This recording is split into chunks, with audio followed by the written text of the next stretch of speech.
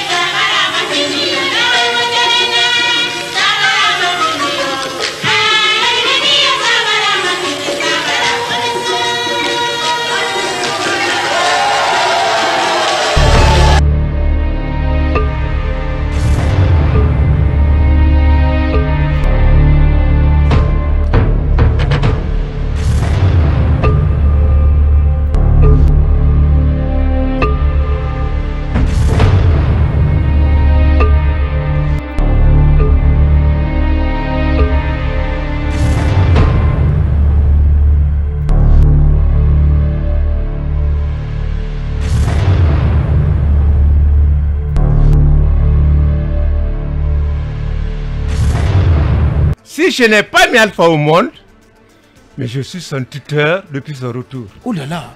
Alpha nous a quittés en 1953 pour la France. Il est revenu combien d'années après? Au terme de ses études secondaires, parce qu'il avait fini le primaire, il va pour le secondaire suivi du supérieur. Quand il sort, il n'a jamais été piqué par un quelconque moustique pour dire j'ai un devoir, celui d'aller servir mon pays. Je vais vous présenter l'homme grosso modo dans les détails parce que je te dis. Oui. Mais c'est l'homme cynique. Alpha Condé. L'homme cynique. Cynique. Aucun grain de sentiment humain. Et il n'est pas responsable de ça. C'est dès le berceau qu'on cultive l'amour, les sentiments. Alpha, sa maman, du côté de sa maman, c'est zéro. Du côté de papa, c'est 0. Or, nous sommes l'intersection. L'intersection des deux courants. Suivez. Vous voulez dire qu'il n'a pas grandi sous le toit? Il est né à Bokeh. Dans un univers affectif. Alpha est son propre produit. C'est la rue qui a fabriqué Alpha. Parce que très tôt, il quitte.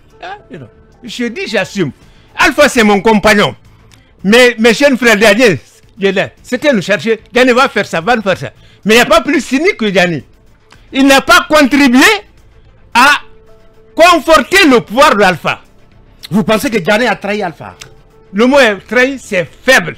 Par rapport à ce qu'il doit Alpha. Je suis celui qui a fait le projet d'agrément des partis politiques.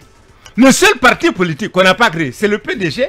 Là, on l'a réhabilité parce qu'il était suspendu en 84. Mais en 92, préparant la présidentielle, j'étais là avec Gomez. Donc, je suis à la fois l'abeille ouvrière. Tout ce que vous voyez comme structure, ceci, cela, j'en suis un des géniteurs. Donc finalement, comment vous résumez l'homme? Vous résumez l'homme en disant que c'est quelqu'un de cynique. Il est ingrat. Peut-être à votre égard, mais pas à tout le monde. Non. Je dis, j'assume. Oui. Vous allez vite en besoin. On va l'écouter, les gars, vous écoute. vous plaît. Alpha ne sait faire du mal qu'à celui à qui il doit se suivre cela. Il a fait du mal à Lansana Kouyaté. Lansana Kouyaté ne serait pas là avec son âme, celle de ses enfants. C'est moins. La victoire serait difficile. Lansana est venu à la faveur de Beka. Je dis, écoute, c'est un moment qui est baga. Toi, tu ne saurais être baga. Tu as chassé à Kouroussa les moineaux. Tu as gardé les bœufs avec les gens, tu as fait le football jusqu'au lycée. Tu ne peux pas ne pas être malinqué. Tu as la culture tout du malinqué. Au moment où tout le monde se tourne par dépit vers Alpha qui est un symbole par rapport au symbole d'Alain, je dis tu ne peux pas rester.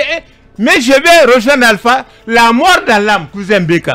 Qu'est-ce qui a lieu? Il y a ce qu'on appelle la démocratie. Allons à réunion du bureau politique. On fait de la base jusqu'au sommet. Tout le monde s'est prononcé favorablement, démocratiquement, pour aller avec Alpha. Voilà Kouyaté qui est parti avec Alpha. Mais il n'est pas parti avec Alpha qu'avec les moyens, avec son âme, l'âme de Fanta, l'âme de ses enfants, le matériel, le bien, le rayonnement, toute son armada, afin de vaincre, et il a vaincu. Et à la fin du compte... Attends, à la cérémonie d'investiture, ils ont tenté de pétiner Lansana Kouyaté. À la loge, on dit non, c'est pas ta place. Mais comme c'est le fils, comme on dit, de son père, il est demeuré. Donc on a cultivé à Alpha que la cohabitation avec Kouyaté tue sa personnalité.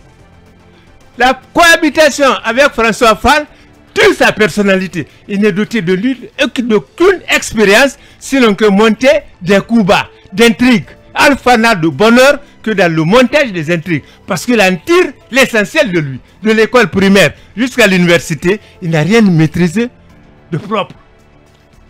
C'est de comment. Sur le plan politique, donc, je suis son professeur. Alpha n'a jamais été un politique. Il n'a été qu'à partir de 1992. Avant donc l'élection. À la création. En France, c'était un activiste. Un activiste, un chercheur de ceci. Il n'a jamais de stabilité. De l'école dans la vie politique. À la recherche du mieux-être. Mais un mieux-être qui ne viendrait pas de son effort politique, mais s'approche.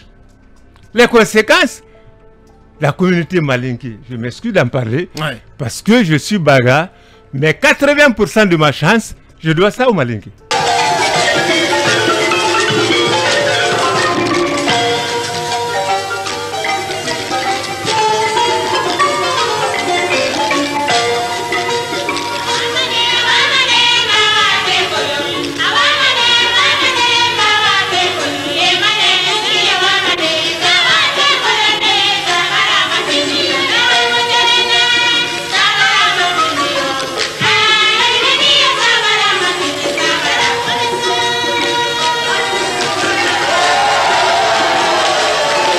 Y a-t-il eu des complots sous Sékou Touré? Oui, nous savons qu'il y en a eu. Je me rappelle avoir interviewé à un moment donné, je pense que c'était l'année dernière, un député français qui nous expliquait les coups bas que la France a pu envoyer à Sékou Touré parce qu'ils ne lui ont jamais pardonné. Pardonné, évidemment. Bah oui. En fait, c'était une humiliation. En Guinée, je pense qu'il faut voir clair. Il faut oser dire la vérité. Il faut pas, on ne peut pas nier qu'il y a eu vraiment un acharnement contre Sékou Touré. Il y a eu un acharnement contre l'homme. Sans oublier qu'il est arrivé au pouvoir jeune. Imaginez un jeune qui prend le pouvoir à 36 ans. Voilà, à 36 ans, vous prenez le pouvoir. Après, vous avez une puissance coloniale telle que la France qui ne vous pardonne pas, qui fait tout pour que vous puissiez partir, pour que vous puissiez périr. J'ai l'impression que l'histoire se répète en fait. Parce quand on est jeune, il y a de fortes chances. l'URSS, encore la Russie. Enfin, oui, c'est la dingue, Russie à l'époque. Parce que les colonels qui avaient pris le pouvoir à l'époque étaient tous pratiquement formés en URSS à l'époque. Vous vous rappelez? Et donc, mais curieusement, ils ont opté pour le libéralisme tout de suite après. Tout de suite après. Curieusement. Les grandes gueules. Voilà. Ils sont complètement démarqués de la ligne qu'avait suivi, comme on appelle Sékou Touré. Mais le problème, c'était quoi? Un jeune qui est aussi accablé. Il avait le choix entre, je sais pas, est-ce qu'il avait le choix, il avait la possibilité d'être plus fort, un pouvoir surhumain pour ne pas, comme on appelle, déraper. Je pense qu'il n'a pas pu le faire. Il n'a pas pu le faire et il s'est radicalisé. Et ce qui s'en est suivi, c'est la tyrannie. Ce sont les deux facettes qu'on décrit de Sékou Touré. Le tyran et le héros. Le héros de 58, même s'il y avait d'autres personnes autour, c'est un groupe de personnes, c'est beaucoup d'acteurs politiques qui se sont battus pour qu'on accède à l'indépendance en 1958. Mais les complots, moi j'ai parlé avec des gens qui ont participé depuis la Côte d'Ivoire à des complots. Pour vous dire qu'il y en a eu, mais il y a aussi eu... On ne peut pas nier, hein, de toute façon, ça va avec, on va le dire comme ça. En fait, quand vous écoutez certaines personnes, il y en a qui essaient de dire que c'était carrément de faux complots. Mais il y a eu de vrais complots parce que les Français le reconnaissent. Les Français reconnaissent que leur gouvernement a œuvré pour déstabiliser Sékou Touré. Mais de faux complots aussi, il y en a eu. Parce que nous savons qu'il y avait des gens dans son gouvernement qui ont fait des règlements de compte. Il y a eu des... Pratiquement, on a décimé toute l'élite guinéenne sous à l'époque. À l'époque, y compris les véritables grandes personnalités de son régime. Quand vous prenez Keita Fodeba, quand vous prenez celui qui a construit le camp Boiro, qui était ministre de la Sécurité, c'était une grande personnalité. Quand vous prenez Diallo Telli, on vous parle de l'histoire entre Diallo Telli et le frère de Sékou Touré, disant que c'est juste un règlement de compte. Ces grandes personnalités quand même qui ont inspiré l'histoire de la Guinée, Diallo Telli et l'Union africaine, vous lisez cette histoire et vous vous rendez compte que monsieur là est décidé suite à une diète noire. C'est quand même une terrible histoire que nous avons vécue et je voudrais qu'on ait le courage d'assumer notre histoire, de se dire que d'affronter et puis se dire les choses. Je suis d'accord avec vous, madame. Voilà pourquoi il faut faire un débat, cette justice transitionnelle, se dire la vérité, se dire que reconnaître qu'il y a eu des fautes. Il y a eu des fautes, il y a des gens qui ont péri, qui ne devraient pas périr, justement parce que peut-être il y avait cette façon de dénoncer les gens. On avait mis en place cette police qui était là, qui suivait tout le monde, qui dénonçait tout le monde, que ce soit vrai ou pas. C'est comme si vous prenez l'exemple de ce qu'on est en train de vivre aujourd'hui, interdiction de réunion. On suit les gens partout, on les dénonce. Même si quelqu'un, par exemple, vous êtes membre d'une organisation de la société civile, vous voulez organiser une réunion quelque part, il y a quelqu'un qui vous suit, qui va vous rapporter. Pourtant, ce que vous voulez faire n'est pas quelque chose de mauvais en soi. On a vécu cela. Des gens ont perdu la vie. Leurs enfants sont là. Reconnaissez à ces enfants-là de se dire que vraiment Sékou Touré est un tyran. Quelqu'un qui perd son père sans qu'il y ait une explication, qu'on nous dise voilà ce qui s'est passé. Parce qu'à l'époque, il n'y avait pas de justice, Lamine. On t'arrête, il n'y avait pas de jugement. T'avais pas le on a écouté les témoignages de ces Guinéens là. Tu n'avais pas le droit d'avoir un avocat. Donc, on t'envoyait directement en prison. Donc, il n'y avait pas de droit de l'homme. Il n'y avait pas de droit de l'homme. Il y avait eu de graves violations des droits de l'homme. Il y avait de la torture. Évitez de vouloir changer l'histoire. Il y a aussi beaucoup de bourreaux. Parce ça que Lamine, aussi, c'est l'autre histoire. Il y a des gens qui veulent changer l'histoire. Vous avez des gens des deux côtés qui nient carrément. Qui disent non. Ce qui dit, par exemple, on dira que l'association des victimes du camp Boiro n'a pas raison d'exister. C'est des gens qui essaient de nier qu'il y a eu des complots. Pourtant, il y a d'autres aussi qui essaient de dire oui, Il n'y a pas eu de complot du tout. C'est un dossier sensible quand même, Madame Leroy. C'est un dossier qui est très sensible, mais il faut oser en parler. Non, mais je suis d'accord avec vous. Il faut oser en parler. Je suis d'accord avec vous. À l'arrivée de Doumbouya, avec l'appellation de l'aéroport Ahmed Sékou Touré et tout ça, on sait un petit peu le tollé que ça fait. C'est les deux camps qui vont s'affronter. Justement. Les deux camps. La thèse ceux qui pensent qu'il n'y a pas eu complot et ceux qui pensent qu'il y a eu. Non, moi je pense que c'était prématuré. Ça, je l'avais dit à l'époque. Je pense que changer le nom de. Non, nous avons beaucoup d'aéroports à travers le monde qui portent les noms de présidents. Non, tu m'as pas compris. Tu m'as pas compris. Ce que je veux dire, toi-même, tu expliques que là-dessus, on n'a pas encore rétabli les faits. Ouais. Il y a un fossé, il y a une véritable fracture. Bien. Moi, j'aurais attendu à l'issue justement de ce que tu appelles justice transitionnelle, à la fin même de cette transition, en ce moment-là, après avoir passé tous ces caps de dialogue, de discussion et de réconciliation, en ce moment-là, en donnant le nom, ça aurait été un acte beaucoup plus fort de réconciliation que de le donner comme ça de manière unilatérale. Merci beaucoup, Mohamed. Pour terminer ce que je voudrais dire, imaginez, près de 40 ans après, nous sommes dans la même situation. Il faudrait que nous sachions ce que nous voulons. Nous sachions ce que nous voulons parce que nous avons des hommes qui viennent toujours, qui ne se sont pas inspirés de Sékou Touré, ni de Lansana Conté, mais qui viennent, qui veulent aussi faire la même chose. C'est ce que le professeur Alpha Condé a voulu faire. Parce que ça a marché une première fois, une deuxième fois, pourquoi pas moi? Il faudrait qu'il y ait des gens qui osent se dire que je peux faire 2 mandats et partir parce que je ne suis pas le seul Guinéen. Je ne suis pas un super homme. D'autres Guinéens peuvent aussi aider à développer ce pays. Voilà, Moussa Yoruba. Notre premier ministre, le colonel Yara Traoré, chef du bataillon Kabatan Keita, ministre du Pétrole et de l'énergie. Monsieur Hervé Vincent, ministre de l'Intérieur. Le chef du bataillon Sori Doumbouya, ministre du Contrôle d'État.